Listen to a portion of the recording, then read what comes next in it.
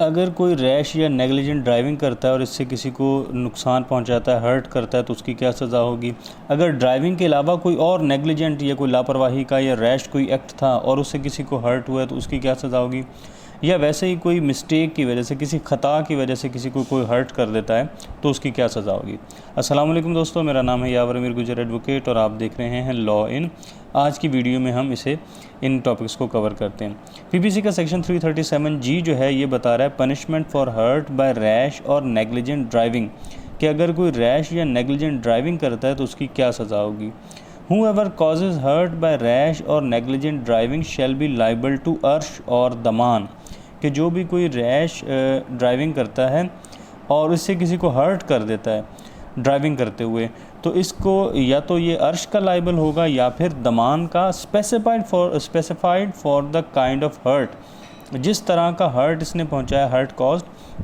जिस तरह का हर्ट इसने पहुंचाया है उसी के मुताबिक या तो ये अर्श का लाइबल होगा या दमान होगा लाइबल होगा। And may also be punished with imprisonment of either description for a term which may extend to 5 years as ताज़ीर, यानी ये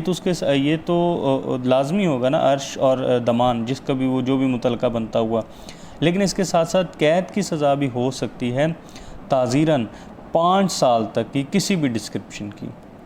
यानी या तो अर्श और दमान के लाइबल तो होगा, उसके साथ साथ 5 साल तक ताज़ीरन किसी भी डिस्क्रिप्शन की कैद की सज़ा भी हो सकती है।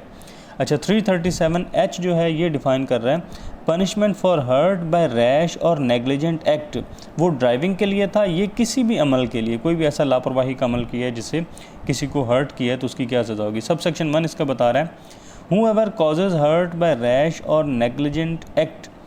अदर देन रैश और नेग्लिजेंट ड्राइविंग के अलावा किसी और एक्ट से अगर उसने नुकसान पहुंचाया है, शैल बी लाइबल टू अर्श और दमान, तो अर्श या दमान का लाइबल होगा, specified for the kind of hurt, जिस तरह की उसने नुकसान पहुंचाया है उसके लिए जो भी जिस किस्म का इसने हर्ट कॉज किया है, specified for the kind of hurt caused, उसके लिहाज से या अर्श का लाइबल होगा या दमान का होगा। एंड में ऑल्सो भी punished with imprisonment of either description for a term, और इसके साथ साथ उसको किसी भी कैद की सज़ा हो सकती है किसी भी डिस्क्रिप्शन की, फॉर अ टर्म विच में एक्सटेंड टू 3 years एज ताज़ीर, तो ताज़ीर के तौर पर किसी भी डिस्क्रिप्शन की 3 साल तक की कैद की सज़ा हो सकती है। सब सेक्शन 2 इसका बताता है whoever does any act so rashly or negligently as to endanger human life, अगर उसने कोई लापरवाही का अमल ऐसा किया है कि इंसानी जान को ख़तरे में डाला है, और the personal safety of others, या दूसरों की जो पर्सनल सेफ्टी है उसको ख़तरे में डाला है, shall be punished with imprisonment of either description for a term विच में एक्सटेंड टू 3 months और विद फाइन और विद बोथ, कि काम उसने ऐसा किया कि लापरवाही से कि किसी इंसानी जान को ख़तरे में या पर्सनल सेफ्टी को ख़तरे में डाला है, तो फिर इसको किसी भी डिस्क्रिप्शन की कैद की सज़ा हो सकती है जो कि 3 माह तक जा सकती है,